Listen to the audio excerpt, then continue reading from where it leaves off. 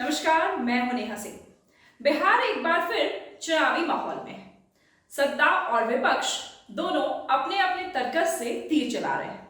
प्रधानमंत्री नरेंद्र मोदी ने इस साल अकेले अब तक 54,000 करोड़ रुपए की सौगातें बिहार को दे दी है। सवाल यहाँ पर यह है कि क्या यह बिहार के विकास की नई गाथा है या चुनावी साल की कोई सियासी रणनीति?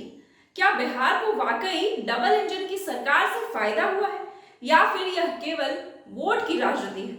और जब हम पिछले 11 सालों में बिहार को मिले प्रोजेक्ट्स की सूची देखते हैं तो यह तुलना अपने आप लालू राबड़ी शासनकाल से भी हो जाती है, जब बिहार पलायन और जंगल राज का पर्याय बन चुका था। 11 साल में पीएम मोदी के 53 दौरे, सौगातों की लंबी लिस्ट। 2014 से 2025 तक प्रधानमंत्री मोदी ने बिहार के 53 दौरे किए। औसतन हर साल 4 से 5 बार बिहार की धरती पर उतरने का यह आंकड़ा बताता है कि राज्य बीजेपी के लिए कितना अहम है। इस दौरे पर कुछ न कुछ ऐलान, शिलान्यास या उद्घाटन हुए। सड़क और पुल, गंगा, कोसी, सोन और गंडक पर नए पुल, सैकड़ों किलोमीटर नए राष्ट्रीय राजमार्ग, पटना सासाराम एक्सप्रेसवे। ऊर्जा की बात करें तो बरौनी खाद कारखाने का पुनर्जीवन, Nabinagar super thermal power project जो कि 2400 मेगावाट सौर ऊर्जा का प्रोजेक्ट था। रेलवे में भी पटना, बक्सर, गया, भागलपुर जैसे रेलवे स्टेशनों का कायाकल्प हो गया। नई वंदे भारत ट्रेनें मिली। विक्रमशिला को सेंट्रल यूनिवर्सिटी का दर्जा मिला। नालंदा यूनिवर्सिटी का पुनर्निर्माण हुआ। नए एम्स और मेडिकल कॉलेजेस की स्थापना हुई। वहीं कृषि में भी कुछ कम नहीं रहा। मखाना बोर्ड, किसान निर्यात प्रोत्साहन, लखपति दीदी योजना, पीएम किसान सम्मान निधि की करोड़ों की किस्तें, गरीब कल्याण योजनाएं भी भर भर के मिली। उज्ज्वला गैस कनेक्शन, आवास योजना, जल जीवन मिशन, पीएम गरीब कल्याण अन्न योजना इन सब में शामिल रही। यानी अगर मोदी सरकार के दौर की उपलब्धियों को देखें तो सूची काफी लंबी और ठोस दिखाई देती है। चुनावी साल और 54,000 करोड़ की सौगात। अब बात 2025 की।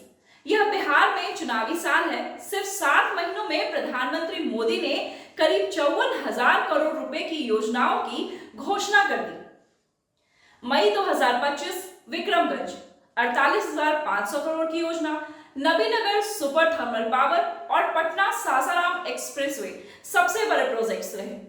जुलाई 2025 में मोतिहारी के 7,217 करोड़ योजना की घोषणा की गई। रेल, कृषि और शिक्षा क्षेत्र में अलग अलग।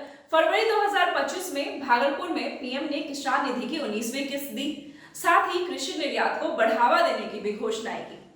अगस्त 2025 में जो गया में होने वाला है अपकमिंग मगध पैकेज की उम्मीद है, जिसमें पर्यटन और रोजगार पर जोर होगा। यहाँ अब एक बड़ा सवाल खड़ा होता है, वो यह है कि क्या योजनाएं बिहार को इसलिए मिल रही है क्योंकि चुनाव सामने है, या फिर यह एक निरंतर विकास की प्रक्रिया का हिस्सा है।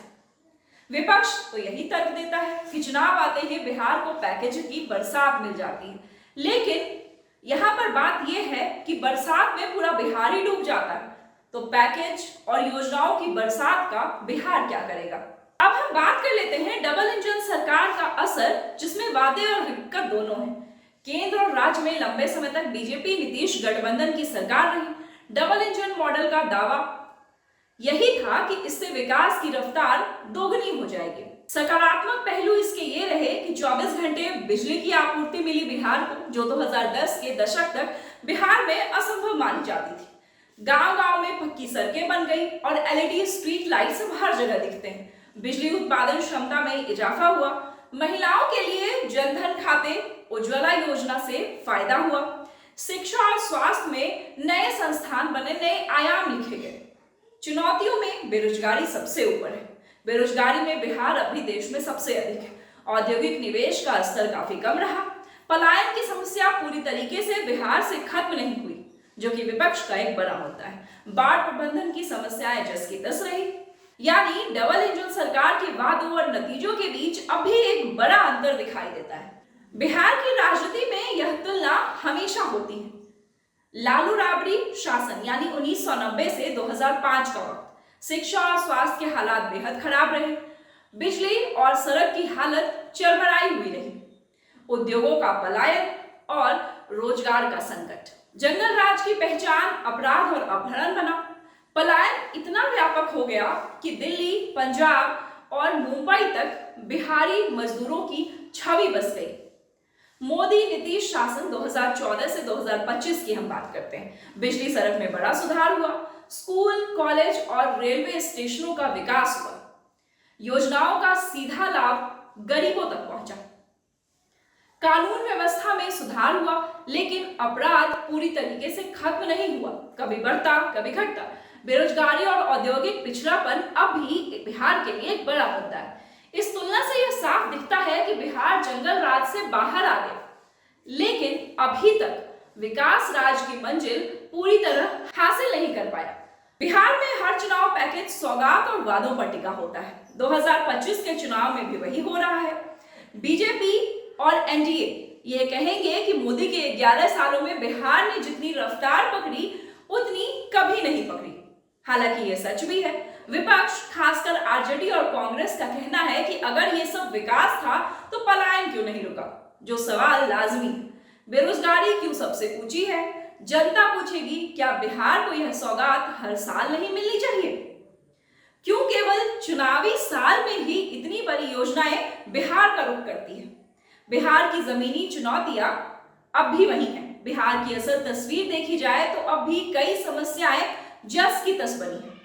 शिक्षा का स्तर, सरकारी स्कूलों की हालत बिल्कुल खराब, स्वास्थ्य सेवाएं, मेडिकल कॉलेज, लेकिन डॉक्टर और सुविधाओं की अब भी कमी है। औद्योगिक निवेश की चर्चा करें तो अब भी देश के सबसे पिछड़े राज्यों में बिहार शामिल है। पलायन आज भी नहीं रुका। लाखों युवा रोजगार के लिए पंजाब, मुंबई, दिल्ली, गुजरात जाते हैं। बाढ़ और आपदा से बिहार हर साल जूझता है। हर साल कोसी और गंडक बिहार को डुबोते हैं। भ्रष्टाचार बिहार की पुरानी बीमारी है। हालिया कैग रिपोर्ट ने इसका एक और काला सच उजागर किया है। लगभग 70,000 करोड़ रुपए का हिसाब ही नहीं मिल पाया। यह राशि कहां खर्च हुई, किन योजनाओं में लगी या कहीं गायब सी हो गई, इसका कोई स्पष्ट रिकॉर्ड उपलब्ध ही नहीं हो सका।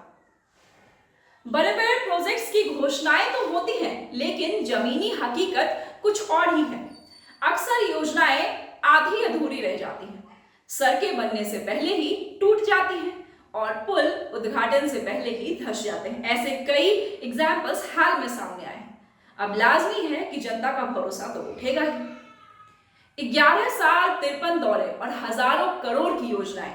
पीएम मोदी ने बिहार के लिए जो विकास यात्रा रची वह कागजों और मंचों पर काफी चमकदार है, लेकिन क्या यह चमक गांव-गांव तक पहुंची है या पहुंचेगी? क्या यह सौगातें बिहार को पलायन से रोक पाएगी? क्या युवा रोजगार के लिए बिहार छोड़ना बंद कर देंगे? बिहार की जनता आज इन सवालों के जवाब तलाश रही है। चुनावी साल में सौगातों की बरसात भले हो रही है, लेकिन बिहार की असली जीत तभी होगी जब विकास सिर्फ चुनावी भाषणों तक ही सीमित न रहकर रोजमर्रा की जिंदगी में महसूस होगा। बिहार की समस्याएं गहरी और बहुआयामी हैं। बेरोजगारी, भ्रष्टाचार, अपराध, बाढ़ और जातिवाद ने राज्य को विकास की दौड़ में पीछे छोड़ रखा है। हर चुनाव में वादे किए जाते हैं, लेकिन जमीनी बदलाव कम ही दिखता है। आज बिहार को केवल पैकेज या सौगात की नहीं, बल्कि दीर्घकालिक ठोस नीति और राजनीतिक इच्छा शक्ति की जरूरत है। जब तक योजनाओं का सही क्रियान्वयन नहीं होगा, तब तक बिहार ऐसे ही रहेगा। शिक्षा, स्वास्थ्य को प्राथमिकता नहीं मिलेगी और जब तक जातिवाद और आपराधिक राजनीति पर लगाम नहीं लगेगी, तब तक बिहार अपनी बेड़ियों से मुक्त नहीं हो पाएगा। जैसा कि पीएम मोदी ने मोतिहारी में कहा था, जब बिहार आगे बढ़ेगा तो देश आगे बढ़ेगा। अब यह फैसला बिहार की जनता के हाथों में है कि क्या यह विकास यात्रा आगे बढ़ेगी या फिर यह सब सिर्फ चुनावी चक्रव्यूह भर था। चुनाव सामने है और बिहार की जनता को यह भी डर है कि अगर इस बार एनडीए या बीजेपी की सरकार बिहार में नहीं आती है, तो भी क्या बिहार को ऐसी योजनाओं और सौगातें मिलेंगी या फिर एक बार फिर विकास बिहार से अपना मुंह मोड़ लेगी। आप भी सोचिए और हमें कमेंट में बताइए कि बिहार किस विकास की ओर बढ़ रहा है। और हाँ, अपनी राय हमें जरूर बताइए और ऐसे ही स्पेशल और बिहार की वीडियोस के लिए देखते रहें नवचेतना टाइम्स। नमस्कार।